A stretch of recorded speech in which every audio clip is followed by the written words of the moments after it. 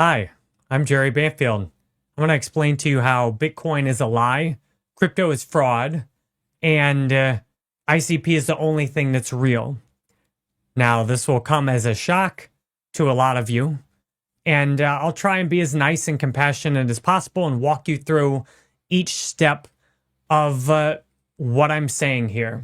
And I'm going to encourage you to look up everything I'm saying for yourself, to double check everything, and to really understand the big picture of crypto, because crypto to me is one of the most dangerous things you could possibly invest in today. It's drastically overvalued. It's not well understood. Now, if I'm you, you're probably asking, well, what do you know? Who are you? I have been one of the top crypto YouTubers for years. I recently deleted all my other YouTube channels and started this new one because I've been so disgusted with the reality of being a crypto YouTuber. And I'll explain more about that in a minute. I'm only making this video because my friend said that her dad is considering buying some crypto and would like help with it. And I only create videos now for my friends, family, and local community in St. Petersburg, Florida. So this is a video designed to help a friend's father understand what I know, and then from there, consider whether you really want to buy some more crypto or not. To begin, I'm going to need to explain some concepts that are outside of crypto, but are in the bigger picture, and that'll help you understand why we're here. So the bigger picture is, in capitalism, the system we're in, profits are generally prioritized over people. That means making money and generating income is often more important than the actual outcomes from that activity. For example, healthcare. Healthcare is an industry that is massively profitable and that also keeps people sick. Now, I'm not a doctor. I'm not a financial advisor. This is not financial advice or medical advice. This is my experience and what I've seen from the inside of being one of the top crypto YouTubers in the world, from looking and seeing what other people are doing, and from somebody who was very sick a decade ago, and I saw that the healthcare system totally failed me, that I had to find and learn all the ways to be healthy on my own, and that the information I needed to be healthy was actually intentionally being suppressed. Because if you knew some of the stuff I know about being healthy, it would eliminate massive profits, because there are free cures for fatal diseases. There are free cures. There is a way to easily prevent all 15 top causes of death. And I will go more into that in a future video. There are books written by medical doctors. There are studies that show exactly how to do this and how to take care of yourself. I am in the best health I've ever been in before. And it's because I've unplugged from the healthcare system. Now, imagine that cryptocurrency is much worse than the healthcare system. At least the healthcare system is making some effort to serve a real need. Cryptocurrency, by comparison, is almost completely ignorance, greed, and intentional exploitation of the masses. Once you see the big picture and then look down into the details, this will be very obvious to you. You might wonder at this point, why does what I'm saying sound so much different than what other people are saying? Am I completely dismissing all the positives about crypto? Absolutely not. I understand that probably 95% of what you hear about Bitcoin as an alternative currency and all the narratives you hear, there is truth to those narratives. In fact, the narratives are very real and very important. Where you're being misled is the tiny details. If you studied human psychology and propaganda and how to control people, the most effective way to control people is to tell people 95% of the truth, and then to keep secret 5% of the details that is the lie. Think about it like this in terms of food. If I gave you an apple or a piece of candy or ice cream or whatever your favorite food is, and I put some tasteless, odorless poison in it, you wouldn't even have any idea that you were being poisoned until you ingested it and felt the consequences of it. I say to you that this is the state of crypto today. That many of you see on the surface the opportunity to make money, which there's definitely opportunities to make money in crypto. And the worst part about crypto is I've made a fortune, hundreds and hundreds of thousands of dollars on crypto myself. But my audience collectively has lost millions of dollars. My audience has lost much more money than I've made. And the question I have for you is, who profited from that? Who profited? I profited by telling my audience stuff, and then I get paid, but my audience loses money.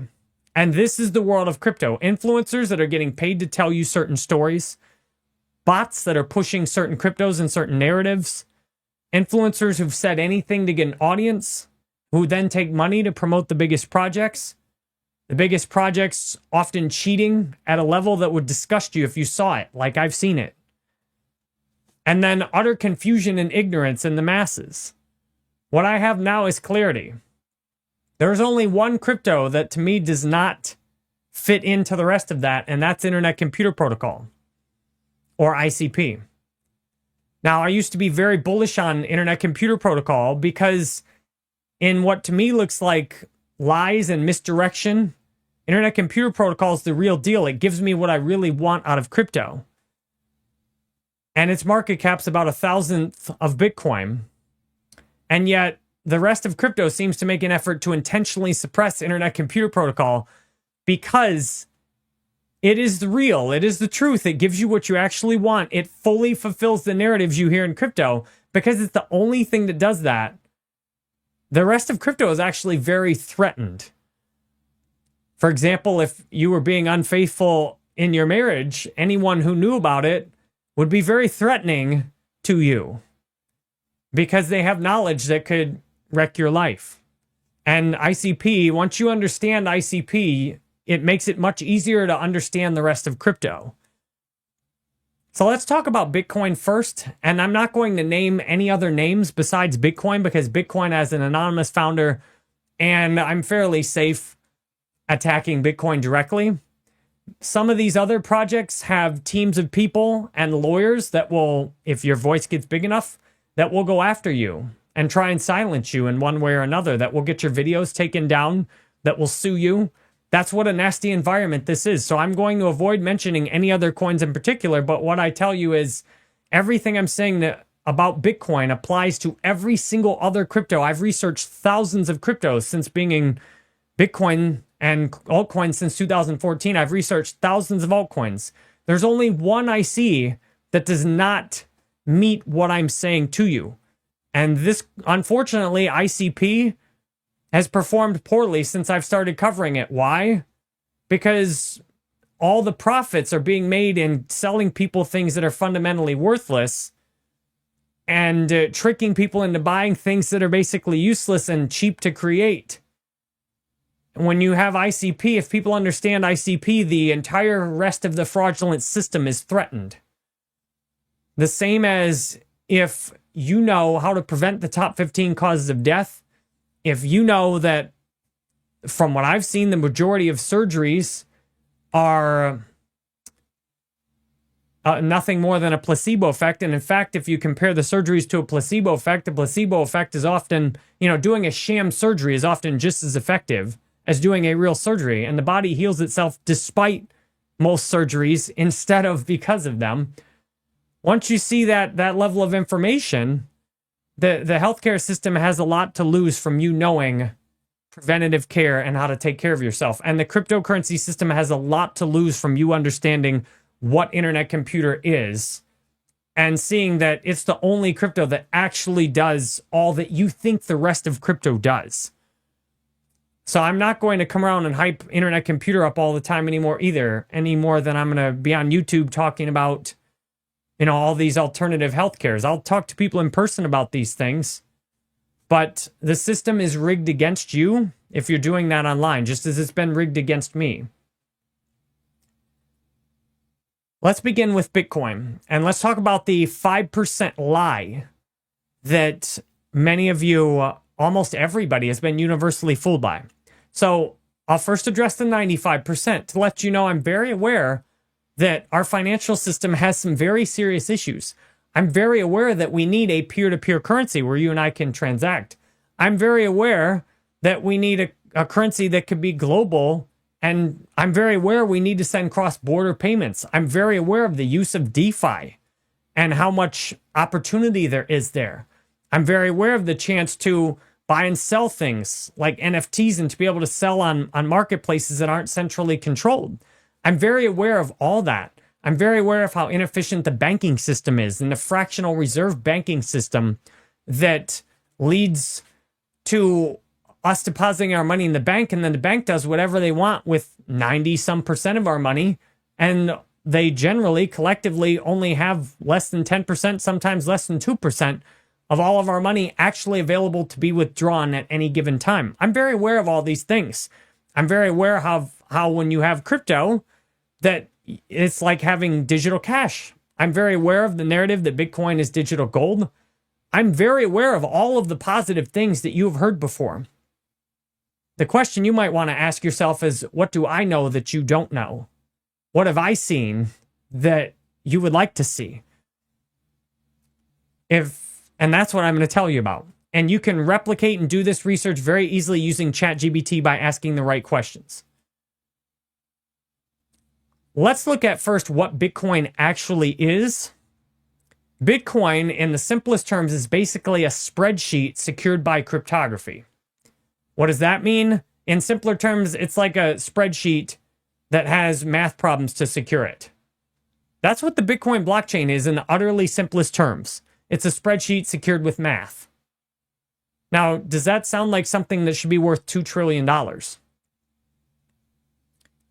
It does not sound like something that should be worth $2 trillion to me personally. To me, it's overvalued at least 1,000 times. Bitcoin is a prototype. Bitcoin showed us what could be done with an internet payment system where you could have a publicly viewable spreadsheet or blockchain.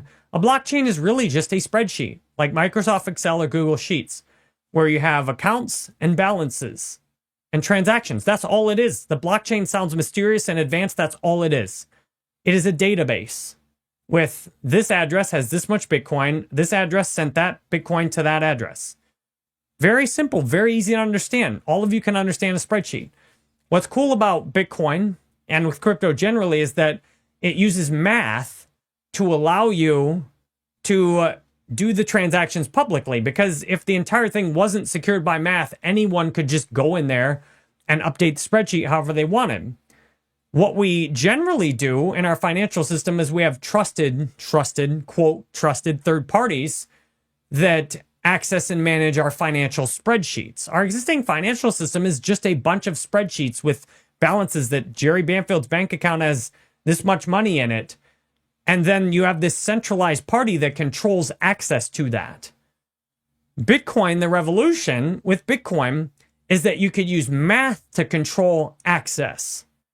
And the math is using what is called cryptography, and the rest of that is the shortened version is crypto. And all these other blockchains are built on the same basic idea that you use cryptography. So what is cryptography? Cryptography is just math equations. A private key is just a 256, for the most part, 256 zeros and ones in a row. You feed that into an algorithm, and then it is able to create a transaction. And by holding the private key, then you are able to modify the spreadsheet using math, which is really cool. Now, does that sound like something that should be valued at $2 trillion? No, because the reality of Bitcoin today is that most people transacting or, quote, buying, selling Bitcoin, so I say transacting instead of saying buying and selling and speculating and leverage, all that. Let's just say people transacting Bitcoin today, the majority that think they're transacting Bitcoin are not actually interacting with the blockchain. That is the 5% lie that takes down and eliminates the value of the 95% hype. On Internet Computer Protocol, you are able to actually fully interact with the blockchain without going through a third party. That is what crypto really needs to do. That has been very hard to achieve, and nothing else does that. That's why, to me, Internet Computer is the only real thing in crypto. Everything else is lies, is outright fraud. If you didn't quite understand what I said, let me continue to deepen the explanation. So the Bitcoin blockchain itself, and you can look this up, it only does about 10 transactions a second.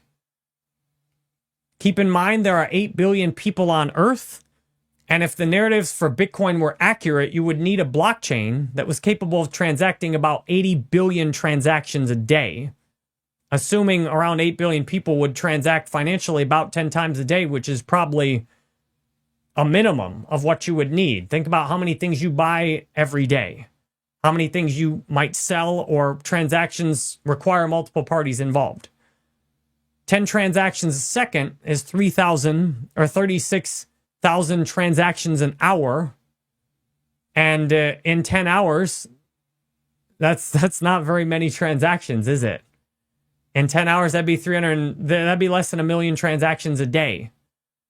And you need 80 billion transactions a day. The way I see it, the Bitcoin blockchain is underpowered computationally by at least 100,000 times what it would need to be in order to handle real mass adoption. And some would tell you, that's just to send transactions.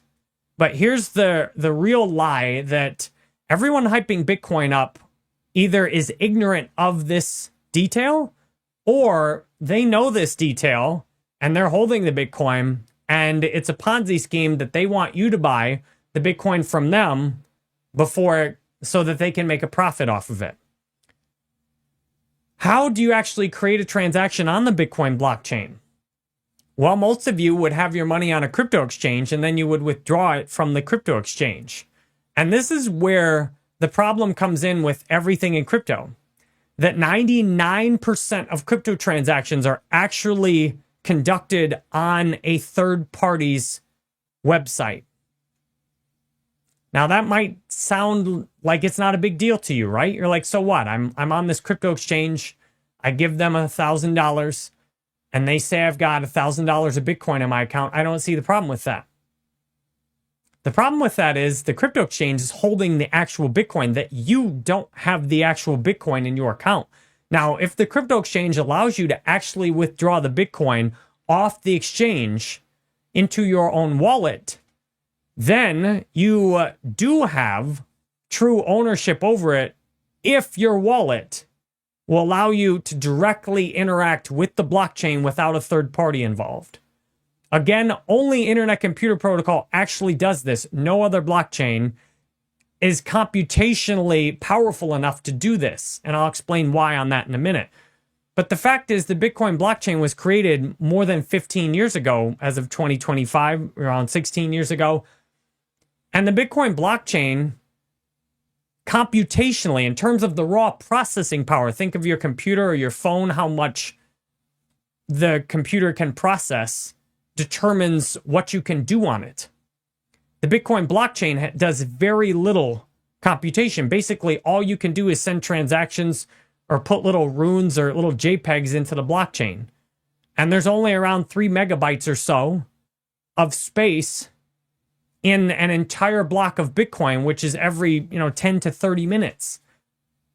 That's a tiny, tiny amount of space, given all the hype and narratives about Bitcoin being an alternative reserve currency. And the other crypto blockchains besides ICP all have this same basic issue, that the blockchain itself is not computationally powerful enough to do hardly anything besides send transactions. And even to send transactions, for the most part, you need a third-party software or website. Even wallets, like hardware wallets, those are third-party wallets that have third-party applications that in most cases you can't even verify if those are secure or that there's not a backdoor where they could steal your crypto. In some cases, there have been big outrages when people realized that this hardware, quote, cold wallet they have has a back door that they can get in and help you recover your crypto if you lose it. So right now, the reality is outside of ICP, everything in crypto involves using third-party tools, websites like crypto exchanges, wallets, to make transactions on blockchains for you. Again, to some of you that don't understand the infrastructure of the internet, which is most of you, you might not see why that's a problem. With that in mind, I need to explain to you how the internet is built. Because if the idea I'm giving you was super simple, everybody could understand it. It is a simple idea that all other blockchains besides ICP are basically the easiest, simplest blockchain people could create. And they made it as fast as possible with Bitcoin was a prototype. So that truly was something that was the most advanced in the world at its time. But almost everything since Bitcoin has been a group of people trying with as little effort as they could manage to crank out a blockchain that then they could monetize and make a bunch of money off of. That's everything in crypto besides ICP, is blockchains that are basically useless to humanity, that don't hardly have any more technical capabilities than Bitcoin, and yet people have made these things collectively worth hundreds of billions of dollars. And then there's all these narratives. But in order to understand this, you need to understand at a basic level how the internet is built. So the internet is built by a series of computers. Now, many of them you'll call servers, and servers are just computers very similar to, I'm recording this on a desktop, or similar to your laptop. They have a processor, they have a hard drive, a graphics card if you're trying to, render, and an internet connection. So the internet is created by computers that are just made up of processors, motherboards, circuitry, hardware. And then you run software on those computers. And then you connect them to the internet and you create protocols or standardize sets of software or operating procedures or way the hardware works to connect everything together. The problem with the entire infrastructure of the internet right now is that this is inherently insecure, because when all is said and done, you can just get onto any of the computers and go into the operating system, into the root, and take control of the computer or wipe the computer off. This is why things like viruses are such a huge problem, and malware. This is why companies spend huge amounts of money trying to secure this insecure internet infrastructure, because the software is running directly on the hardware, and there's all kinds of ways to exploit that. And this has been the same setup for the internet for decades. Now, the big hype about blockchain is that blockchain is secure and tamper-proof because it's secured by math. And the Bitcoin hype will tell you that this means Bitcoin is decentralized. The problem with the reality of these narratives about decentralization is that they're quickly proven false. For example, last I checked, there were two Bitcoin mining pools that control the majority of Bitcoin mining. In my opinion, that's not decentralized when you've got two entities which likely have one person at the head of those entities. That means if I want to control half of the Bitcoin mining hash rate, there's two people I need to talk to. There's two people I need to bribe. There's two people I need to threaten. And I control the majority of Bitcoin mining hash rate. And if you extend it to like the top 5 Bitcoin miners, you can have utter dominance. So that's not secure, and all the other cryptos have the same problem with this. Even ICP has, the same basic issue. So the infrastructure, even on the level of looking at technically the protocols themselves, are generally not meaningfully decentralized. If you go into the Bitcoin supply, for example, you hear how decentralized Bitcoin is, but look at the supply, and you'll find that less than 1% of the wallets hold the majority of Bitcoin. I would say that's the same as the existing financial system we have.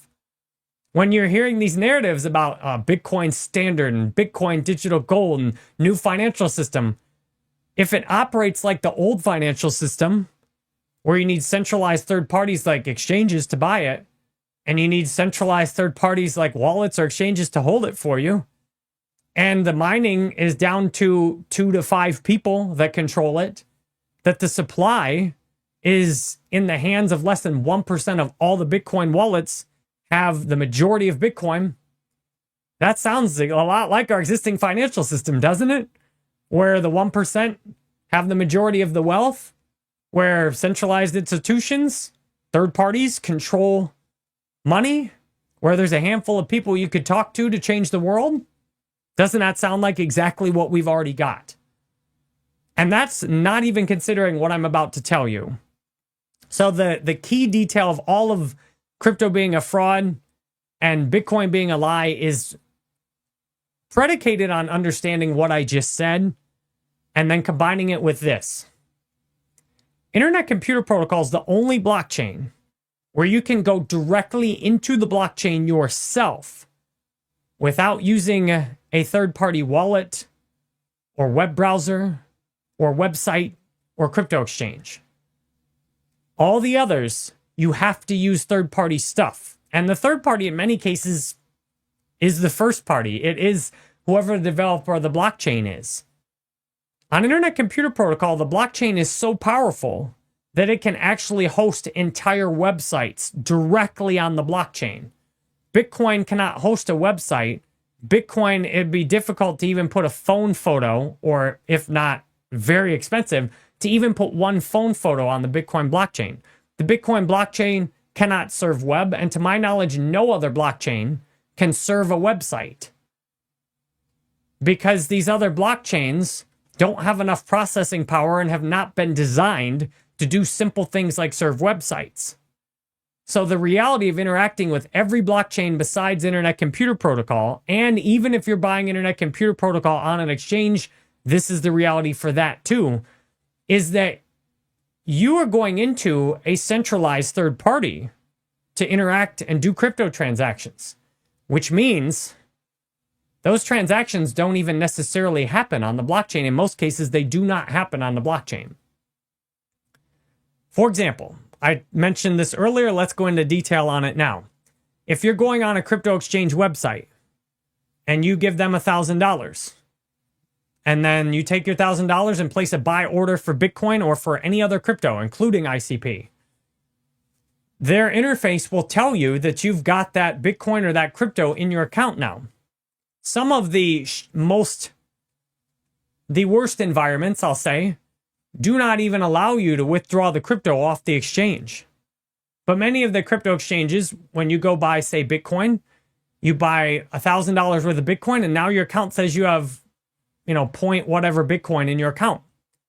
Then you go to withdraw the Bitcoin, and then you have to have your own wallet, not on the crypto exchange, to withdraw it. But the fact is, most people buying crypto do not withdraw the Bitcoin. They give the exchange the money, and the exchange says on their website, this has nothing to do with the blockchain itself. The exchange on their website or their mobile app says, well, now you've got $1,000 worth of Bitcoin. The problem with this is you don't know if that Bitcoin you have actually exists on the blockchain at all. Here's how that works.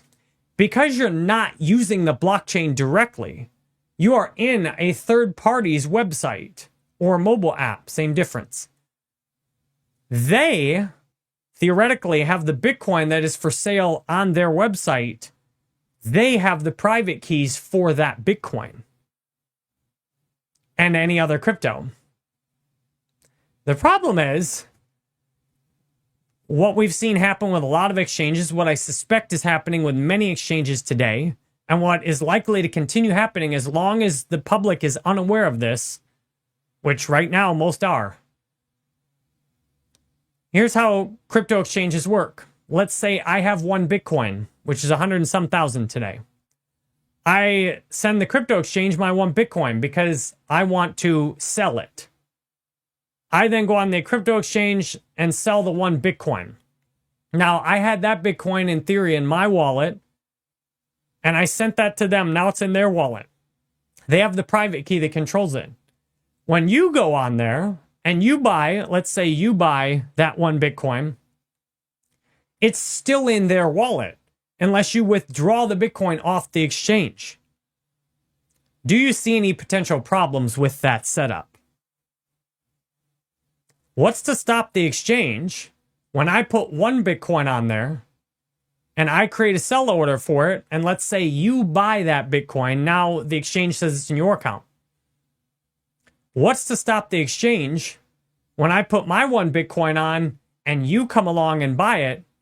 What's to stop the exchange from putting a second sell order for the Bitcoin I deposited, and then they sell the Bitcoin to another person who buys it after you? I've put one Bitcoin on the exchange, but now people think collectively there's two people that think they have one Bitcoin. But because you're not actually interacting with a blockchain, exchanges can get away with this. This is why these ETFs were blocked before, or electronic trading funds or whatever. This is a big reason why these ETFs were blocked, because stopping that kind of dishonesty is very difficult. The only way you could stop that kind of dishonesty is if there was some transparent way that everyone on the exchange could have verifiable proof that every single bit of Bitcoin and other crypto that the exchange says that you hold, if everyone could simultaneously have real-time proof that the exchange actually has exactly that much or more in their accounts. What I see is an opportunity for exchanges to basically print as much money as they want to by double, triple, 5x, maybe even 10x selling. What happens when you put your money on an exchange and I put my crypto on the exchange, and instead of just selling one extra Bitcoin for a total of 2, what happens when the exchange sells 10 Bitcoin total?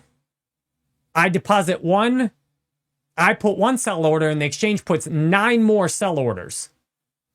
Now people have just bought 10 Bitcoin collectively, but there's actually only 1 Bitcoin on the exchange. And as long as those people can't withdraw the Bitcoin, the exchange can actually get away with doing this.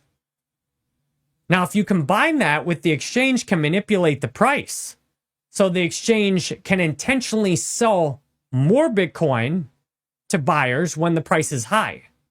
And this is why almost all the crypto news and almost everything you see people talking about is fueled to encourage short-term trading, to encourage people to buy high and sell low. Because when the price is high, selling fake crypto is extremely profitable.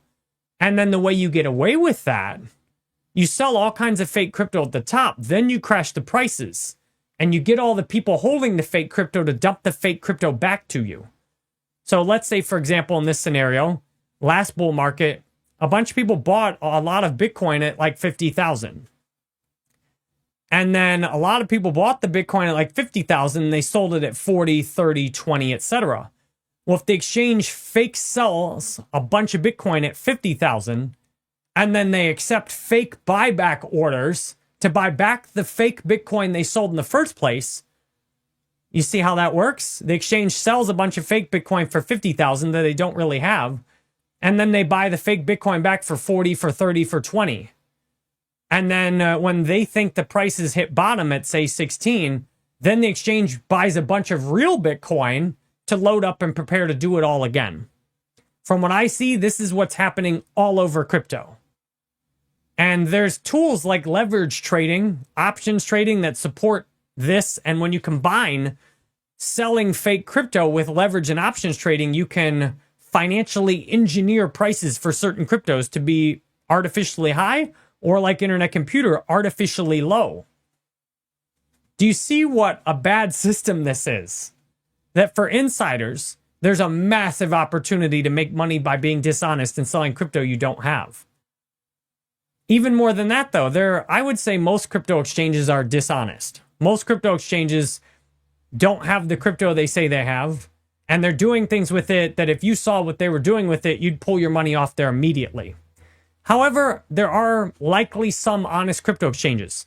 Now, even those crypto exchanges, they make money by having people trade as many coins as possible as often as possible. Even the exchanges that are being completely honest, They make money when you buy and sell coins.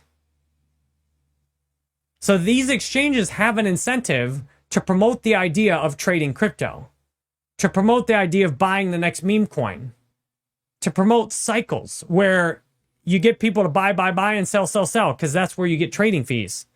Like Internet Computer Protocol makes exchanges broke, because if you just buy it and pay the one-time trading fee and take it off the exchange makes almost no money on that transaction. In fact, they would lose money if that's all that happened. Exchanges make money from having a bunch of people leave their crypto on the exchange and then trade this, buy that, sell that, leverage this, options that. And this is why across crypto, you see so many people promoting the idea of crypto trading.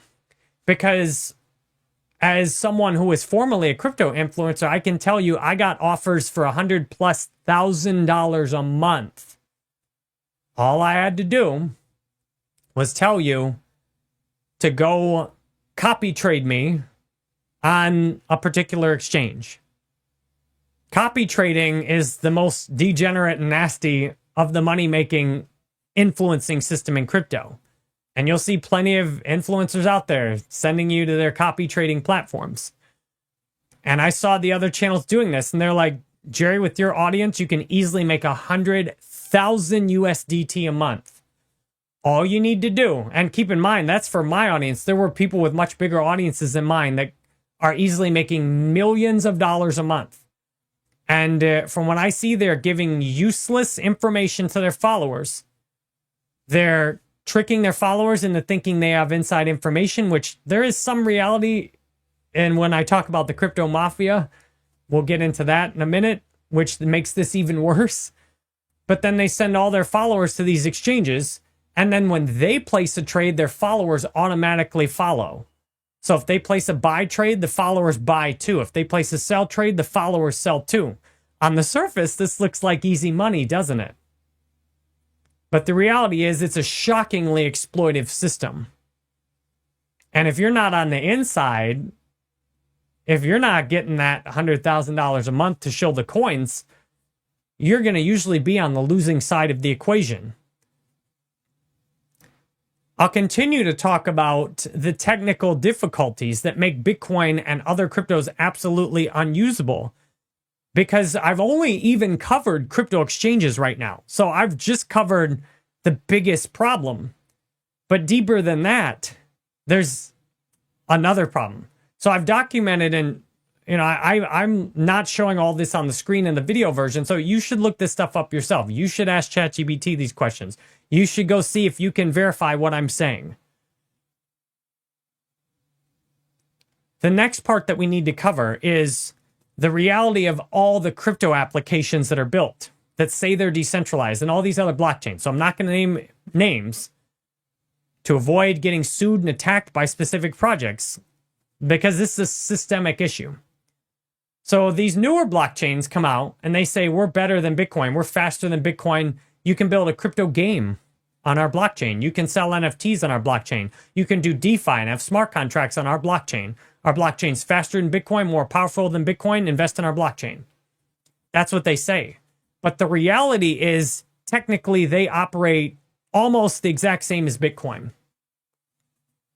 Yes, some blockchains do have a significantly more computation power than Bitcoin.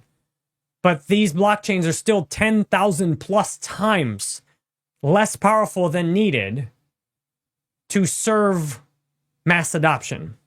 And yet they talk about onboarding billions of people. And what's their plan for doing that? Same basic setup as the crypto exchange. So let me explain the reality of playing a crypto game, which will illustrate this example beautifully. I played a crypto game, which I will not mention specifically because they all operate like this. But I got heavy into live streaming a crypto game on Twitch. I bought $10,000+ of the NFTs. I gave away thousands of dollars of the currency. So this crypto game was built on another project's layer 2. They had their own coin. They still have it as far as I know. They had NFTs to represent in-game assets. The reality of playing the game was this. In order to play the game, you had to first sign up on the game's website with an email address. You then had to have a third-party wallet, which you had to sign up for and have a recovery phrase for. Does that sound like something the masses could easily onboard onto? Not at all. So right there, I've already got multiple third parties involved. I haven't even bought the coin yet or played the game yet. But just to play the game, you need to sign up. Then the game itself is hosted on centralized infrastructure. And when these projects talk about IPFS, that usually comes right back to centralized infrastructure. You can search Amazon IPFS, and you'll see that Amazon makes it very easy if people want to run IPFS nodes to run them on Amazon Web Services. This picture gets darker and darker the more you go into it. You're like, how rigged is this? So when you're playing a crypto game, you're playing the actual game is hosted on centralized infrastructure and is completely controlled by the company and the centralized host. For example, if it was hosted on one particular company's, doesn't matter, Amazon, Google, Microsoft, whatever, then that company could pull the plug on the game and the game developer themselves could pull the plug on the game. Then you've got the coin is on a layer 2, which means if something happens with the layer 1 blockchain, that could collapse the coin. If something happens on a layer 2 blockchain, that could collapse the coin. Do you see that then the game themselves is saying, we're a decentralized game, this is true ownership for players. But when you dig into the reality, there's so many attack vectors. And this is why some crypto games have been hacked for hundreds of millions of dollars that destroyed who? The retail investors that put money into buying those coins. Destroyed them more than anyone. Proportionately. Sure, the game developers lost some money on it, but they already made a whole bunch of money on it too.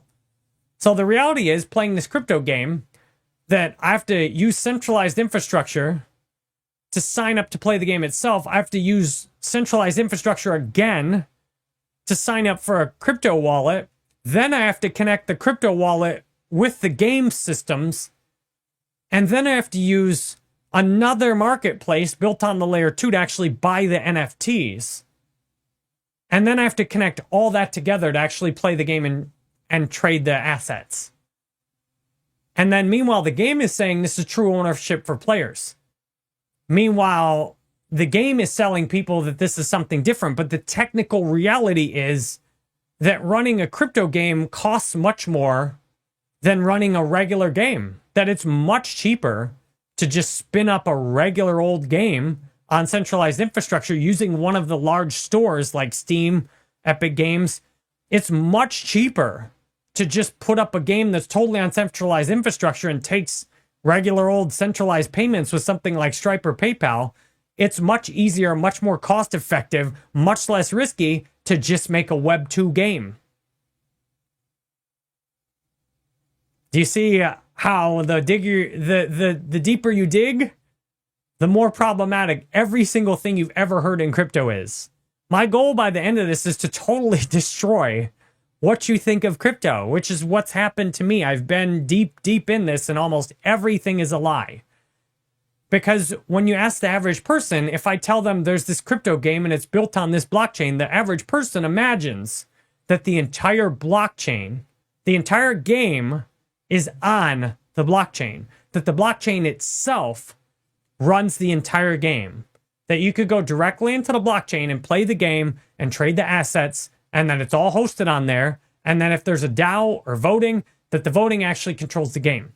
The reality is, it's quite the opposite, that the token in all the games I've seen is worthless, because the token could collapse a ton of different ways.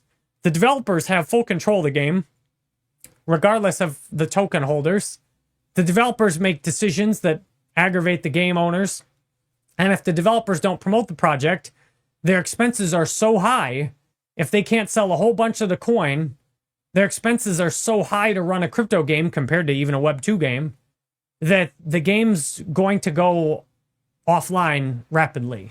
The community and the player base is going to absolutely collapse. And that's what I've seen, that play-to-earn crypto games, the point where everybody gets ripped off usually is launch. And of course, all the insiders are immediately dumping their tokens as soon as the game launches to all the retail investors that are excited about it.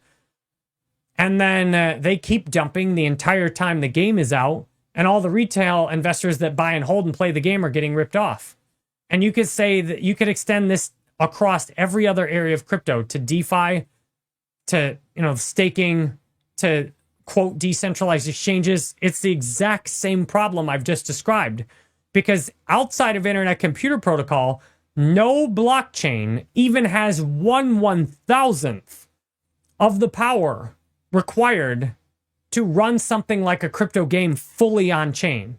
From what I see, not one other crypto even has 0.1% of the power computationally. Think processors, graphics cards, memory, etc., and put all that in one environment and one protocol to run it. Not one other blockchain even has 0.1% of the power and the setup necessary to actually run a crypto game fully on chain. Internet Computer Protocol is the only thing that does. And you can see why this is a threat to everything else. Because if developers know this is the one place you can actually build everything fully on chain, then why would they want the much harder process of trying to build somewhere else? Where this really comes to be a critical issue is with security. Cybercrime is a $10 trillion problem in 2025, which is multiples of the entire Bitcoin market cap. Cybercrime is where you've got viruses and malware and hackers stealing money and draining our entire internet of trillions of dollars. Now, the biggest hype and narrative that I see is that blockchain can address the cybercrime issue. And the only way to do that is to be able to put the entire infrastructure on the blockchain. That means you need to have the processing, the memory, and the protocol, and the crypto, and all of it. All the transactions have to be on one single infrastructure under one single protocol that ideally is controlled by one single DAO, that then you can take the properties of blockchain and get the security benefits of blockchain. And when you can do that, then you can start to eliminate some of the worst problems in the world, like cybercrime. And Internet Computer Protocol is the only thing doing this today. Now, some of you at this point might be wondering, well, why is the Internet Computer Protocol so good? And why are you saying these other blockchains are so bad? Isn't this just confirmation bias? Aren't you just pumping your own coin? I researched thousands of altcoins in the last 11 years. And let's talk about now how most altcoins are created. Most altcoins are created as fast as possible, because the longer it takes to create your blockchain, the more money you have to invest up front to even get it online. Meanwhile, there's a bunch of blockchains that have open source code like Bitcoin. You can just take the existing Bitcoin source code and make your own blockchain. Some other blockchains, including ones in the top, are literally forks. A fork is where you copy an entire existing blockchain and then make changes to it. Most cryptos are nothing more today than a fork or minor innovation over Bitcoin. What's really hard to do is figure out how to put entire websites to run AI models, to put, gigabytes and even terabytes of data directly on the blockchain. That's been so difficult that no other crypto team has successfully done that outside of Dfinity. It took Dfinity thousands of years of people's lives, so that's hundreds of people working for years, to figure out how to do that, because that was a very difficult problem. By comparison, launching Bitcoin was very easy. It only took a couple of people to make some code and launch Bitcoin, which is why today I don't think Bitcoin is worth more than a few $1 billion. It's a prototype. Bitcoin gives you an idea of what the blockchain could do, just like dial-up internet gives you an idea of what you could do on the internet. But as someone who played first-person shooters like Quake 2 on dial-up internet, that was brutal. But then you get fiber optic and you're never going back to dial-up after that again. The rest of crypto is like dial-up internet. It gives you an idea of what the blockchain could do, but it's simply not powerful enough. The technology was not engineered up front to handle the internet, whereas fiber optic internet, now we can all talk about where fiber optic internet came from, Perhaps some other species had already engineered that and we just took it from them, but that's a whole nother video, isn't it? A fiber optic internet, that's designed to send data rapidly at light speed and to send large amounts of data. Phone systems were not designed that way, and they simply could not be upgraded in very practical ways to compete with something like fiber optic internet that had been engineered that way from the start. And this is the same problem in crypto that every other blockchain, the goal has been, you got to look at what is the primary goal of the blockchain. And what I see in crypto, the primary goal of almost everything in crypto is to make as much money for the insiders and founding team as possible, as much money as possible, as fast as possible, with the least amount of effort. That's why crypto is a field filled with so much greed. It attracts people that are greedy, and the projects that have started, most cryptos are greedy, and the exchanges are greedy. They want to make as much money as possible, and they don't care about the consequences for their customers or the rest of the world because their number one goal is profit. And almost every blockchain and almost every part of crypto, the number one goal is profit. And that's what I said before about capitalism. The number one goal of capitalism is not people. It's not to have healthy, materially rich people. The goal of capitalism is to control people with profits, to use money and profits and wealth to control and dominate the masses. That's the purpose of capitalism. Now, it works better than some other forms of government, to be sure, but the dark side of capitalism is the more money you make, the more power you can make. So money and power are completely tied together. And the way to make the most amount of money is to have zero integrity. That's the unfortunate reality. If you want to make the most money and therefore get the least power, if you're willing to do absolutely anything to make that money, whether it be sacrifice people's health or lives or financial well-being, you will generally be rewarded with the most money for acting that way. That's why our world is so difficult today, is because profits consistently come before people. And that's because capitalism, profits equal power. And the way to make the biggest profits is to extract the most amount of money possible from people with the least amount of effort. And crypto, to me, is the absolute best example of this in the world.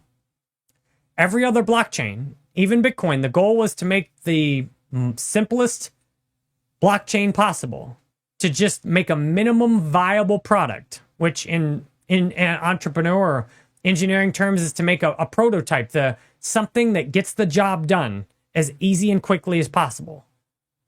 Think about, early car designs. Like, let's just get this car out there. It doesn't matter if it breaks down in 50 miles. Like, let's just get something out there to act as a proof of concept. Now, my question is, do you want to be traveling in a car that's a minimum viable product?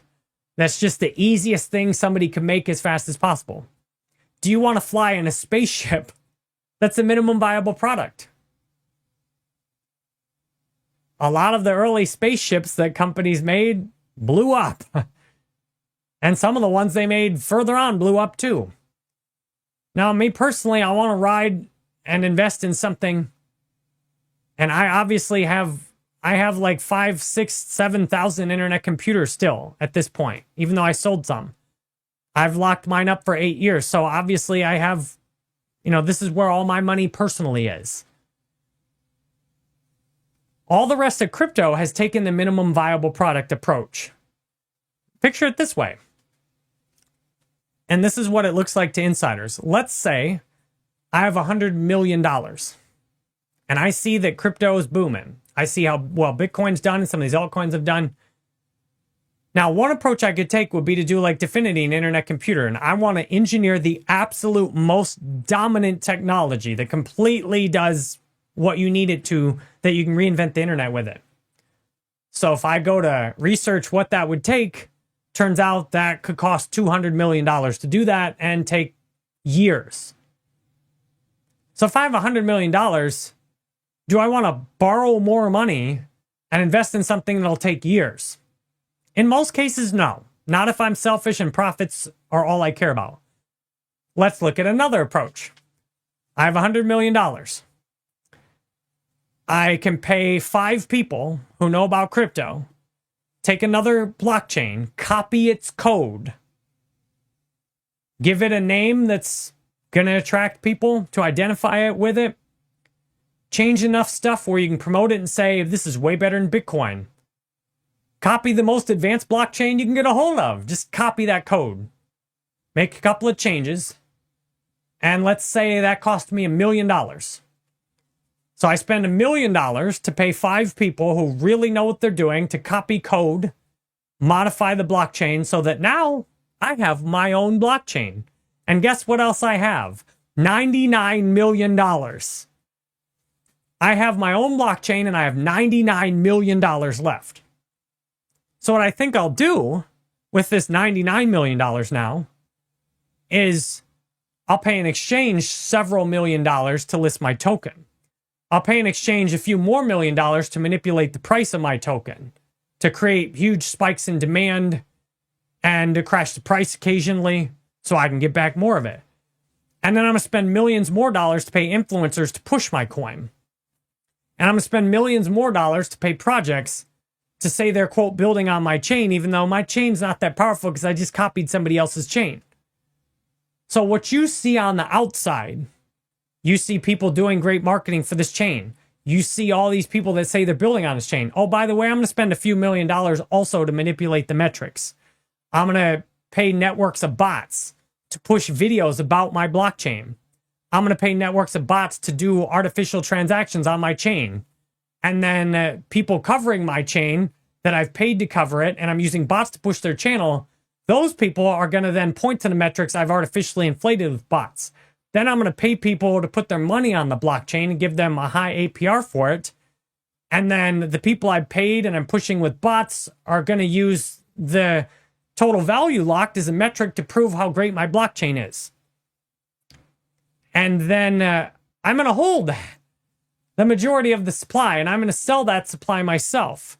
And what I'm going to do is I'm going to have started with $100 million. But if I paid off the right people and I use the bots in the right way, I'm going to take that $100 million and I'm going to turn it into billions of dollars for me personally and everybody I paid off. Especially when, instead of even using the $100 million itself, in many cases, I pay people in the coin. So they're personally invested in getting the price of the coin to go up. And I pay the exchange in the coin. They're personally invested in the price going up. And I tell them, hey, don't double or triple sell it until the top. And financially engineer the price up and up and up with artificial leverage and options. Now, if you had $100 million, which of those two approaches would you choose? Would you be concerned with making something that was truly valuable for humanity, or would you be more concerned with turning your $100 million into making yourself a billionaire who buys large objects, don't want to single anybody out here, who gets a huge social media following, and who makes huge amounts of money off of their followers? Which one would you do? Clearly, the evidence is that 99.9% will choose to do the evil, exploitive way that I just described. And then only a tiny fraction will actually try and make breakthrough technology. And the only reason they do that is because that in the long term, researching breakthrough technology should work to dominate the market. But almost everybody that's in crypto is greedy and short-term thinking. They don't care about dominating the market long-term. They care about, can I turn my $100 million into $1 billion within a year or two and then dump at the top of the market and buy my next mansion, and then I'll do 5 more projects with $100 million and I'll see if I can turn that into $5 billion. Unfortunately, this is a reality I've seen from the inside of crypto. Almost every project, if you dig into the details of how it functions, is basically a copy of another project, which was basically a copy of Bitcoin with small changes. And that makes logical sense when you consider that greed is the primary driver of creating blockchains. And now you've got meme coins where anybody can just create their own coin. I've created my own meme coin. Now, I disavowed my meme coin and then bought back into it and then sold it and got out of it again Because to me, the energy of doing all these things is disgusting.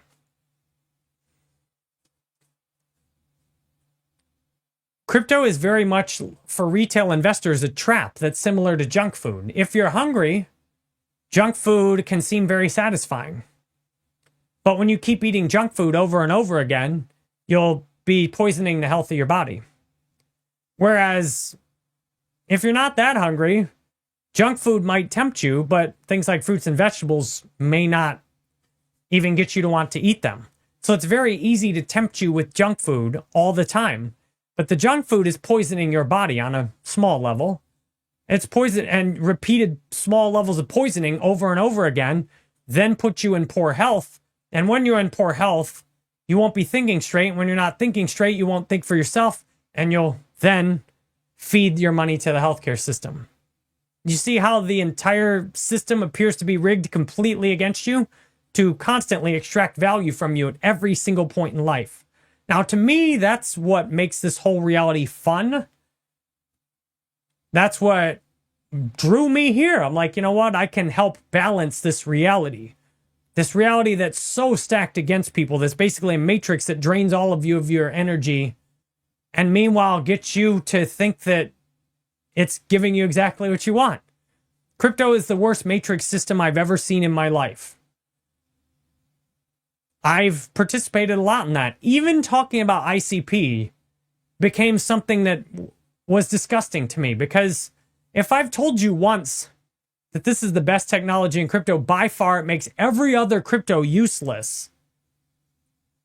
Why do I need to tell you that every single day? But I got sucked into the matrix of content creation. Is a total matrix. Bots that push certain narratives, platforms, once you get to a high enough level, you have to sign non-disclosure agreements and secret terms and conditions, and then you get extra algorithm push from doing that. And if you combine that with the bots and saying what you're supposed to do, that's how you get to be a dominant influencer. For me, I'm sober 11 years in Alcoholics Anonymous. I'm big into integrity and rigorous honesty, and I find the whole crypto system revolting to me. And it's a system that if I participate in, it leaves me disgusted with myself. But the problem is, when you're already disgusted with yourself and you're looking for a temporary way to feel better, junk often is a temporary escape. So many of you that are feeling broke are attracted to crypto because it looks like a quick fix. I know, because how do you think I got into this?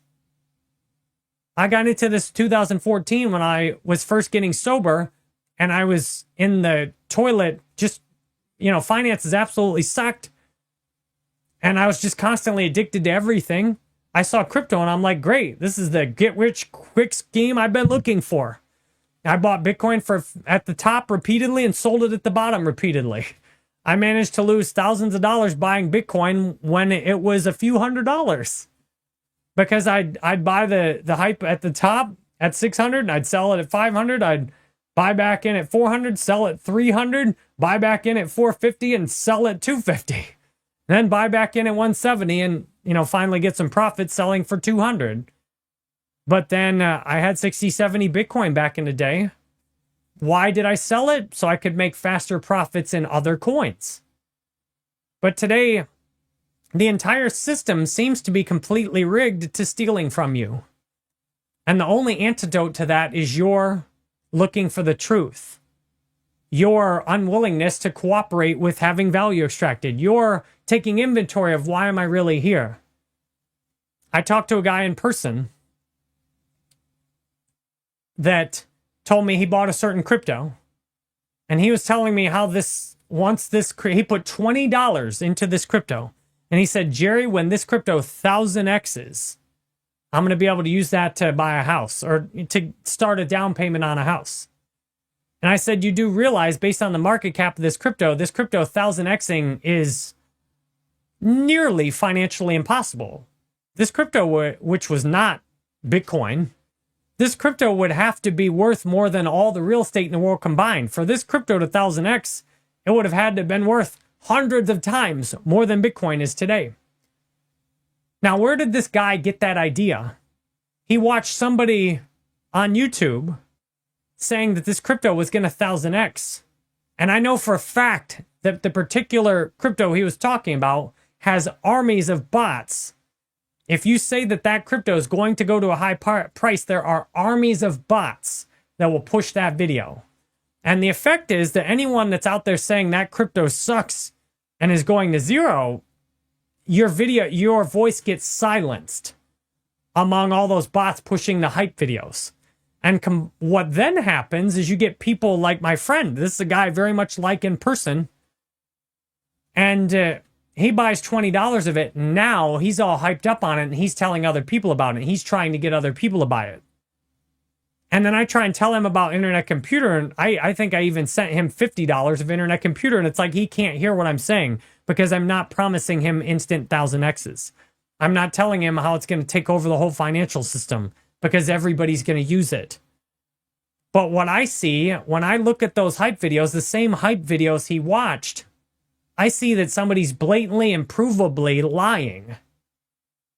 They're just bringing unrelated things together, putting them together in a narrative. Bots are pushing that narrative, and vulnerable people who feel like they don't have enough in their life, who feel scarce, are vulnerable to getting hooked on, oh, this coin could 1000X. Let me put $20 into that. And of course, where's he leaving that? It's on the crypto exchange. So he doesn't even know if the crypto is actually there.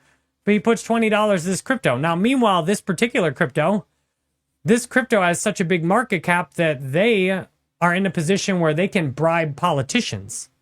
They can even influence the president of the United States to push their crypto, from what I can see. Now, I'm not naming names because I can't show you clear, evidence, chain of evidence proof on that. But when you see the president of the United States promoting certain cryptos, has the president himself been paid off? Probably not. Does the president have close friends and advisors that have, somebody has worked on them specifically? Absolutely. And the bigger these crypto projects get, you can literally just buy everybody's opinion. And you can shut people up about Internet Computer Protocol, which is exactly the entire state of crypto. Which is why I'm not out here hyping ICP every day, because ICP, with the best technology in crypto and the only technology that does what crypto really needs to do, the only technology where you could have real mass adoption, not centralized third parties having everybody on their websites creating transactions on blockchains, ICP might not succeed because ICP's a couple $2-3 billion market cap that's going against trillions of dollars of lies and fraud. And what we see is people's health going up against trillions of dollars of lies and fraud. Most people don't succeed in finding the information to make themselves healthy. Instead, they just get sucked into eating junk food, which poisons their body. And then they get sucked into healthcare to treat that, which then further poisons their body, which further makes them feel bad and crave more junk food and drugs and alcohol and things to numb the pain. But the miracle is when anyone can escape this system or see that there's something else out there. For crypto, even with things like ICP, there's even more danger than what I've highlighted. Because with crypto, you can't actually really own crypto. I know after all this, you're going to be like, what? Crypto is secured by math. But math is fallible. If you listen to mathematicians talk, they don't even hardly agree on basic things sometimes. Like, should 1 + 1 equal 1 or equal 2? Should 1 times 1 equal 1? I don't know. Maybe it should equal 2. Math is very fallible. Crypto private keys are something that can be hacked, that can be stolen, that can be cracked by quantum computers, that can be remote viewed, that can be guessed. Now, for Bitcoin, for example, it's a 256-digit private key. And when you create a Bitcoin wallet, let's say you actually use a third-party wallet instead of a third-party crypto exchange, but let's say you buy some hardware wallet, which is a third-party wallet. You're going between that and the blockchain to access your crypto, which means if that wallet fails, you've lost your crypto. But let's say for Bitcoin, you're using the actual Bitcoin Core wallet. then what you can do is generate random private keys in the Bitcoin Core wallet. And with that private key, you'll have an address that then you can put the public address into a crypto exchange. And the exchange, assuming they actually have the Bitcoin, can send you the Bitcoin. You can put it in your official Bitcoin wallet. And you can run a node and you can be like, I'm doing Bitcoin right. This is decentralization. This is not what Jerry's talking about. But there's some problems with that. Number one, even if you're using the official Bitcoin Core wallet, that is a hot wallet. Last I checked, things can change. That's a hot wallet, and that can get hacked. If your computer gets hacked, that can get hacked. A Bitcoin Core developer, you'd think one of the people in the world most interested in keeping their Bitcoin secure, lost 100 Bitcoin out of their wallet to a hacker. So if you have a wallet, there's ways it can be hacked. But even worse than that is nobody can help you recover it if you lose it yourself. So if you have the private key and you lose it, nobody can help you get it back, which is why a lot of people just hold their crypto on exchanges. But what's going to happen, there's going to keep being more and more private keys that are lost. Crypto exchanges are not foolproof. Crypto exchanges very easily could lose access, and probably some secretly have lost access to some of their cold wallets. Now, they won't tell you that, and they'll show it as proof of reserves, but one day when there's some extra volatility or auditing, you may find out at some point somebody lost the private key to this wallet, and all this crypto people think they have, the private key's gone. So the private keys with crypto, even for ICP, are extremely problematic. Now, ICP has the best setup in the world that I see for keeping this secure, where you can use your devices, but still, I just read a forum post and I just got a text from a lady saying, I don't know where my ICP is. And that's the same if you lose your cash, it's gone. Like if you got a few $100s in your wallet and you lose it, let's say you lost it in the ocean, so you can't just easily go get it back. It's gone. But even more complicated than that is you cannot own numbers. So even if you are actually custodying the crypto yourself, which most of you aren't doing in the first place, but this is a risk the exchange is taking that you're not considering, exchanges themselves can lose access to private keys, or somebody can steal the private keys and steal the crypto from the exchange, hold the exchange hostage, or outright steal it and take it away from the exchange, which has happened. And this can crash entire cryptos, entire exchanges. This can crash entire markets if it's big enough. And believe it or not, some of these crashes may even be intentionally manufactured. The exchange themselves may sell out to, say, a crypto mafia entity. The exchange themselves might even take a bribe to sell their private keys to somebody. Like, this is a dirty world of what happens. When you get into these amounts of money, absolutely insane things happen. But the bottom line is that you cannot own crypto for real. It is impossible to truly own crypto.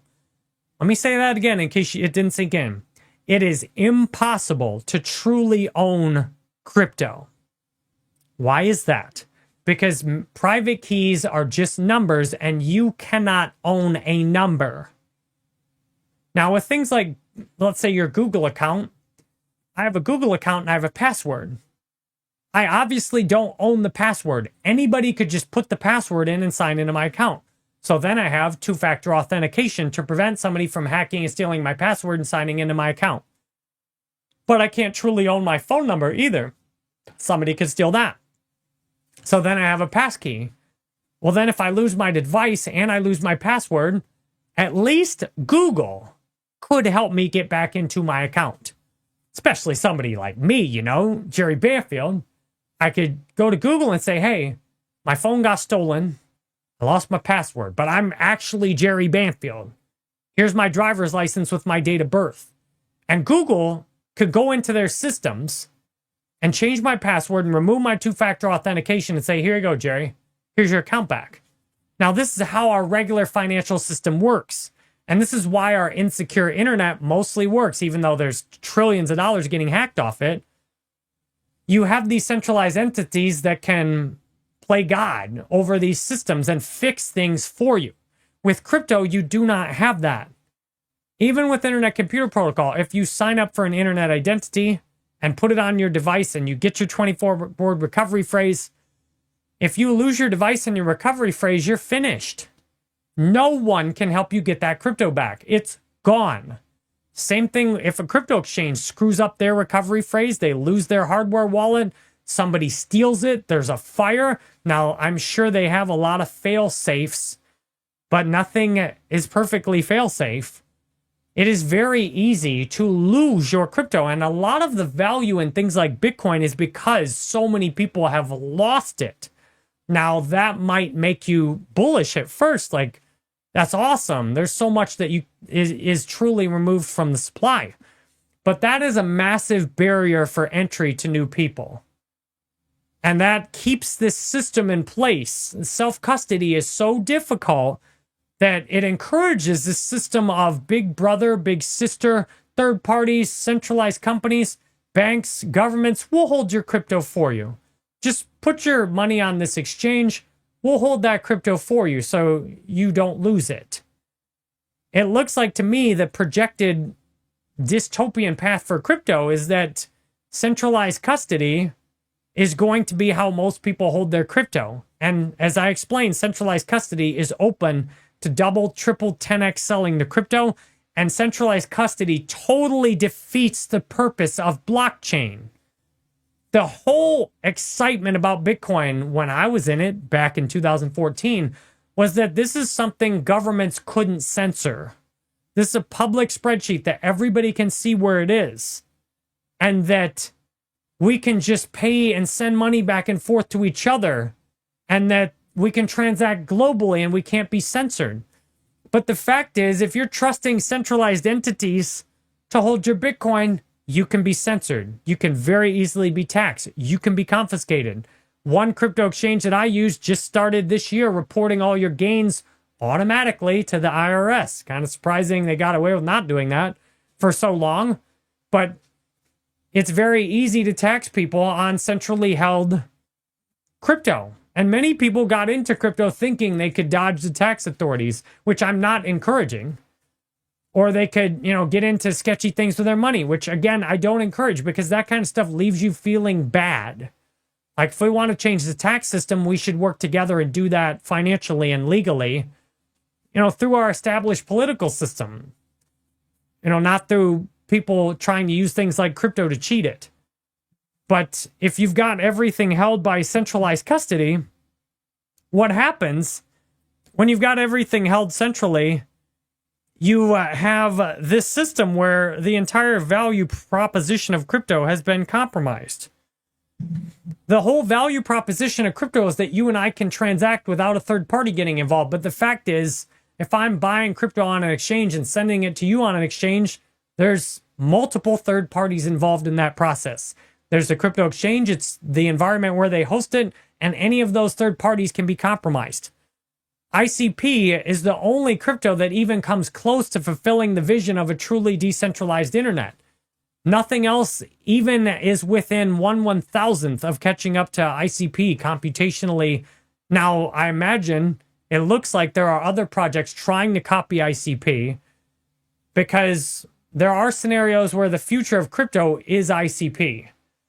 And in that scenario, every other crypto is extremely dangerous. Because, for example, ICP is the best way to scale Bitcoin to the masses. Since Bitcoin transactions are expensive and take a long time and are difficult to self-custody, ICP, since it is a full-stack platform, has a full Bitcoin node integration and is able to directly process on the blockchain Bitcoin transactions in and out and create transactions directly on the Bitcoin blockchain using its own blockchain. Which means ICP is the best layer 2 for Bitcoin anywhere. And when you get people into Bitcoin, then on ICP, which some of the new DeFi, Bitcoin DeFi or BitFi or whatever ugly name they're using for it, the new Bitcoin DeFi platforms are building on ICP because it's faster, it's cheaper, and it's the best decentralization you can get. Although even ICP is heavily dependent on Dfinity. Now, the critics of ICP will point out how centralized it is, but they won't talk about how centralized the entire rest of crypto is. and how ICP is the only thing that is even close to real decentralization in crypto. Nothing else, because of requiring a third-party website, internet provider, host, database. Third, you can't hardly build anything outside of ICP on the blockchain itself, which means the whole value of crypto is compromised. But all this starts to seem irrelevant when you consider that math can't be owned. So let's say in a perfect scenario, you are on ICP and you've got your wallet secured and you've got your private keys. The ICP blockchain is secured with a single 256-bit private public key. And it uses shared, very advanced sharding, all these different keys up so that no node has the whole thing and they have to work together.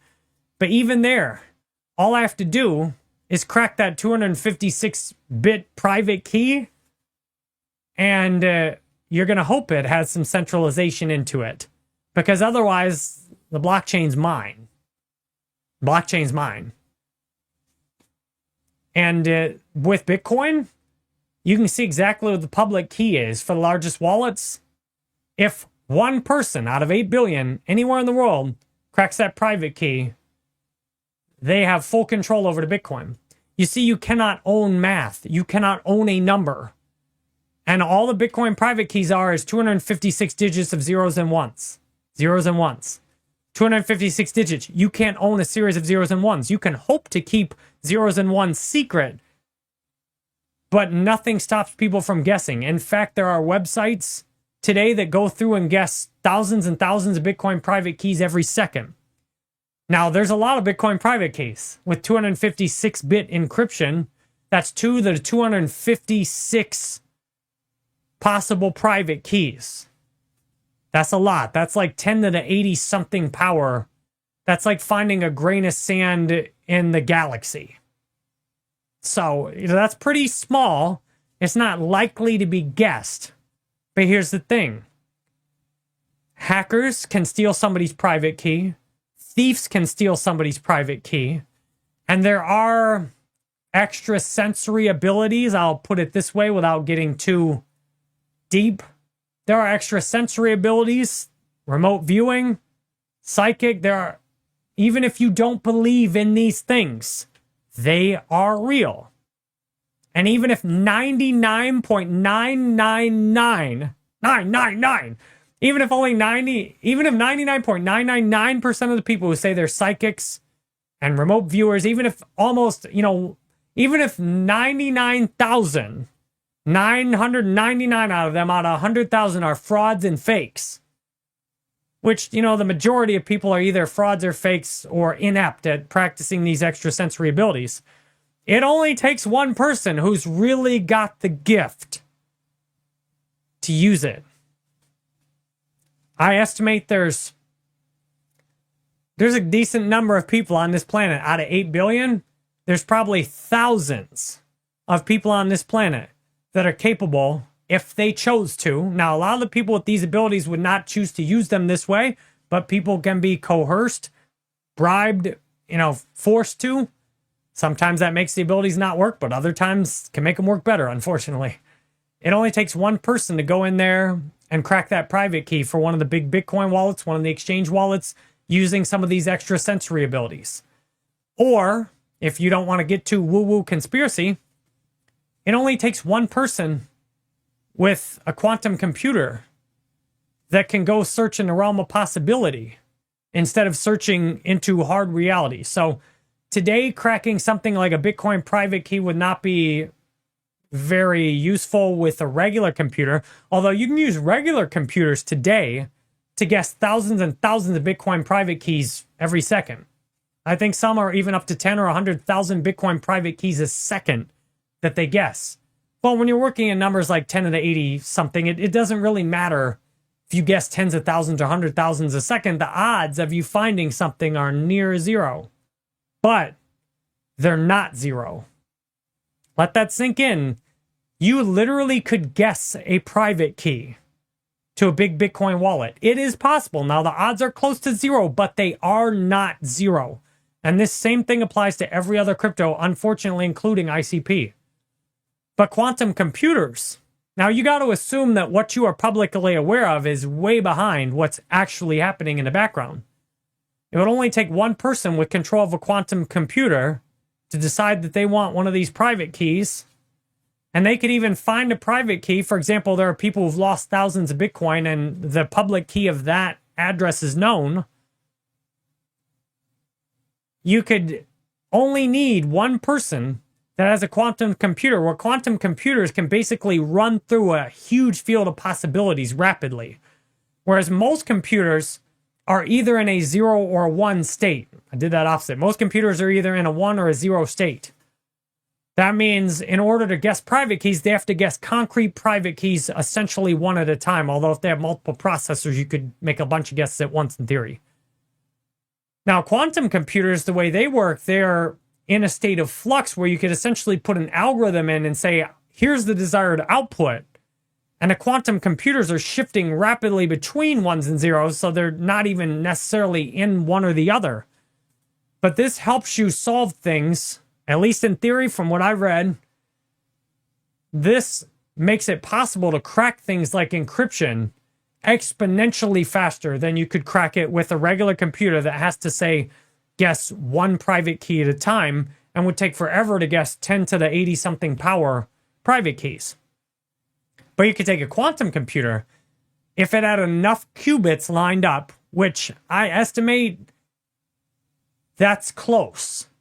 I don't know if they've secretly got that in publicly. Oh yeah, we're not even close to that. Most of the crypto researchers, oh yeah, that's not a worry. What happens to Bitcoin when somebody uses a quantum computer to crack one of the private keys? This is the issue with crypto, is you can't have real ownership. Now, perhaps maybe at ICP, they'll upgrade to an even higher amount of encryption that has no reasonable chance of being cracked by a quantum computer anytime soon, and makes it even exponentially more difficult for psychics or, whatever extra sensory abilities people have, which there's clear proof of those if you're like, that's crazy. I mean, from one angle or another, you've got to see how this whole system is a house of cards. Like, the more you learn about crypto, it is a house of cards. And that's why it has extreme volatility on a day-to-day basis. Like, most people that are in crypto have a visceral knowing that this is a dangerous house of cards.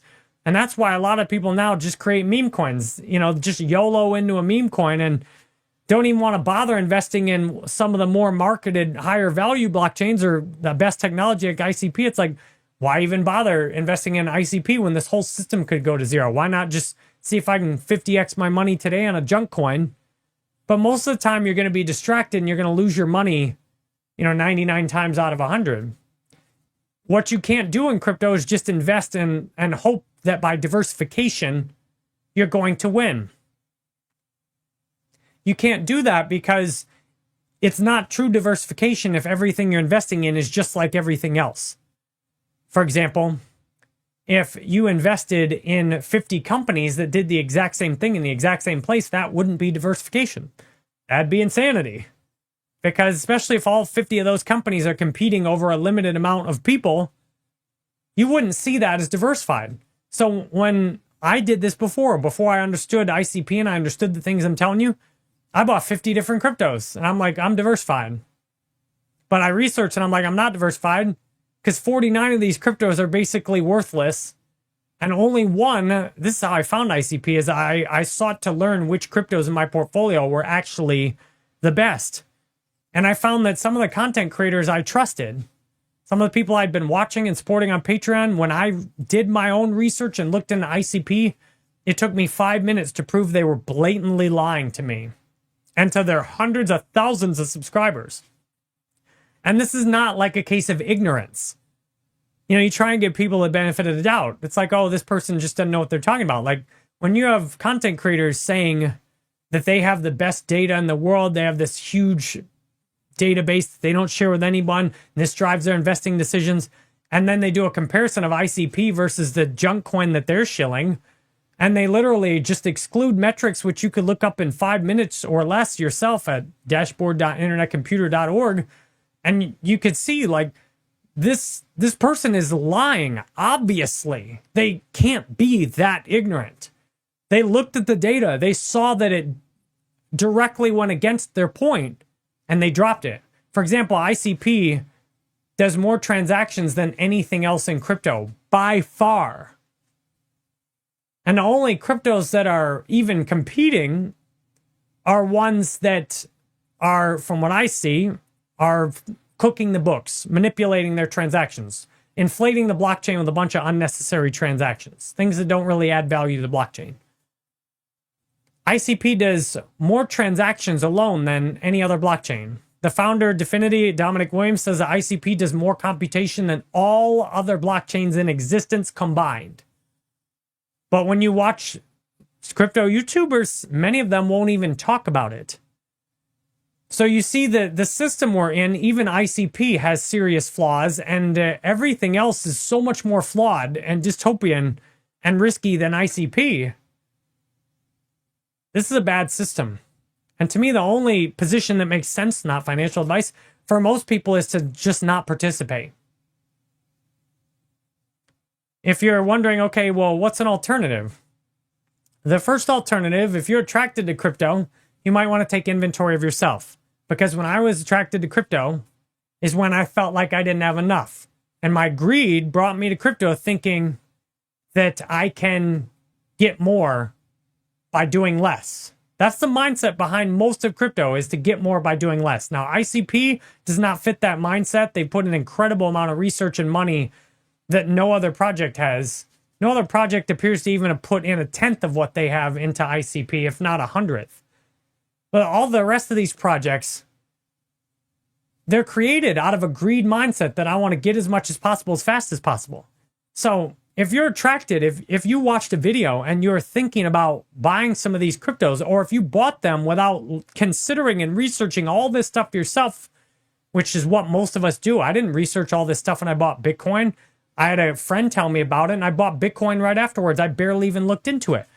So the first step, if you already are holding some of these coins and you're horrified by what I've told you, congratulations, you have more of an open mind than probably 99% of people. One reason I deleted all my crypto channels, and I'm focusing now on just creating content for people in St. Petersburg, Florida, including this video. This video is for people I know in St. Petersburg, Florida, who've bought crypto or who are thinking about buying crypto. And I'm like, y'all need to stop. The first thing, if you've already bought crypto, that will help is to forgive yourself. To say, and to be honest, and be like, I bought this without even doing hardly any research. I saw one person talk about it. I looked at a couple of videos. I went to a couple of websites. I took action without properly researching and looking into what environment I'm getting into. You could compare that with, say, you wanted to move to a different city and you just told a real estate agent, yeah, just buy me a house anywhere in that city. Versus if you want to move to that city and buy a house, you go look at it yourself. You figure out, you do a bunch of research into the schools and where you want to live. This is how most people are approaching crypto, is just essentially saying, you watch one video saying, oh, this is a cool city to live in. And you just tell a real estate agent, just buy me any house. I don't care what it is. That's how most of you are doing crypto investing. That's how I did most of my crypto investing as well. So the first step is to get honest about that and forgive yourself and realize, oops, that was a decision driven by greed, scarcity, feeling like not enough. I didn't research. Thank God for this information by somebody who's been deep into crypto greed, who's made, I've probably made $500,000 in crypto. And my audience has probably lost millions and millions of dollars in total. Certainly some of the videos I made, my audience profited off of, but many of the videos people lost a lot of money off of. So this is like my karma to address what I've done and to make myself even and feel good. So if you're wondering, okay, well, what's better? If internet computer sounds great, you could consider that. But here's the thing. I think most of the time, the ideal of investing approach is to invest locally with people you know, with people you can see. For example, instead of investing in crypto, maybe you consider buying a house in your neighborhood and then renting it out. And then you have you can see your investment. You're a part of your investment. The problem with crypto investing is it's this abstract thing. And once you start with crypto investing, you'll usually feel the deep down insecure house of cards energy that this is.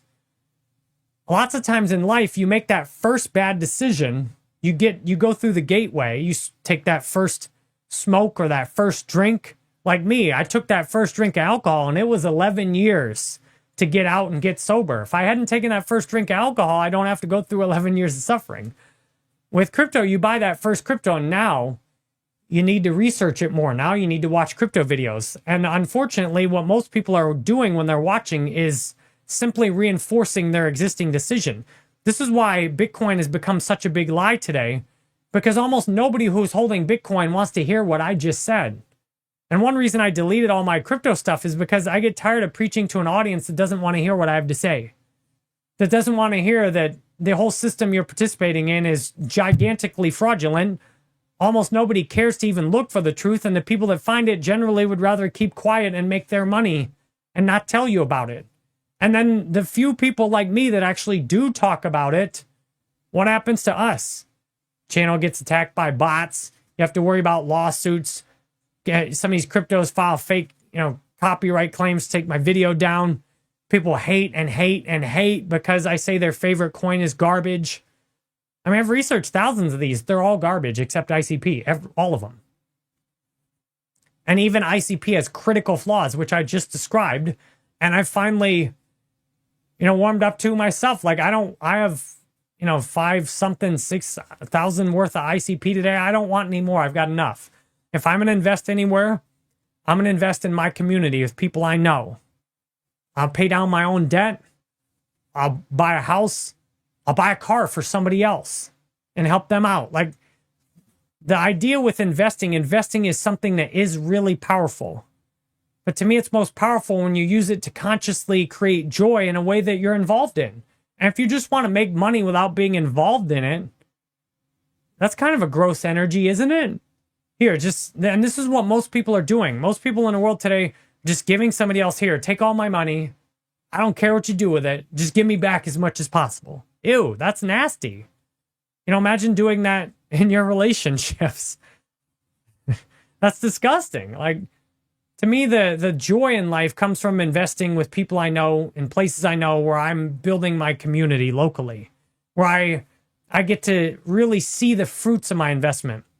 Even with investing in internet computer, my big problem is I don't get to see the fruits of that. I am holding this coin that most of the people who work on it are in Switzerland. And if they're in the USA, they're scattered all over. They're in San Francisco, which is pretty far from St. Petersburg, Florida. And then the community of ICP people is mostly online. Like, hardly anybody in St. Petersburg, Florida has even heard of Internet Computer Protocol, and probably half of them at least heard about it from me. I would much rather invest in a way that, that creates community around me. For example, one of my friends was dating a guy, and he bought a house that she and her girlfriends moved into and allowed them to have a great community together. And his investment made a big difference in the community. If you're feeling in scarcity mindset and you're feeling really disappointed that, man, I thought this crypto was going to fix everything for me, I do have great news for you. Once you realize it's up to you to fix your life, and that when you're investing in crypto, you're often looking for a savior. I've done this so much with ICP. ICP is my savior. I'm going to just buy this and it's my way out financially. What if instead you looked at it that you wanted to give genuine value to humanity? You wanted to be of real service to humanity, and not to the people that are greedy and exploiting and draining other people, but you wanted to do genuinely useful work for humanity in a way that uplifted people's lives. To me, the investing and healthcare have a lot in common. Like, it's my responsibility to learn how to take care of my health, because, the professionals are generally not going to tell me what I need to know, except my uncle, who is a doctor and who gave me the exact information I needed to know to be healthy. And it's worked for him. He's worked for 50 years. He's in his 80s. He's still in great health. That's unusual. So to me, I hope that telling you this information about crypto will encourage you to think, how can I be responsible for my own finances in a way where I feel abundant, where you can work on your mindset. And if you want more videos like this, those of you that have my phone number, you can text me and say, hey, I'd like a video on how you work on the mindset. And maybe I'll do some lectures like this, you know, or some masterminds in person in St. Petersburg, Florida. I'm really grateful for the time you've put in here. I hope this has been useful for you. Obviously, this was not financial advice. I'm not a financial advisor. I'm not a doctor either. I'm a person who's extremely healthy, and I'm a person who has enough money today. And for that, I'm extremely grateful. To me, the magic is to have enough. I have enough money. I have enough crypto. I don't need any more. In fact, the ICP price will ever go up, I'm going to sell some more of it. I've got 3,000 some ICP locked for 8 years, and that's enough. That's plenty. And I'm going to take the rest of my money and try and help somebody in person and in my community and pay my bills and pay my debts. And I hope this video is helpful if you thought about investing in crypto to think again. It's extremely dangerous. And I've been as specific as I could be without putting myself in a position to get attacked, hopefully.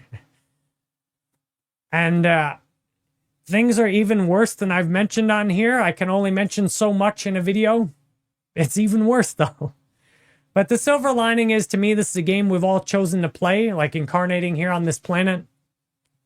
And, you know, the fun to me is to get out of this stuff, to escape these traps. Crypto is a gigantic trap, which traps people feeling greedy, which traps people feeling like they don't have enough, which traps people looking for a savior, and which traps big amounts of investing money into just printing more for themselves instead of investing $100 million in a way that could really do some good in the world and advance our technology and help more people have homes and clean energy, whatever that is. I don't think windmills are clean energy, just saying, kills a lot of birds, but that's not clean to me. But this has been enough for me today. Thank you very much. I love you each. And if you want more, all my links are on jerrybanfield.com.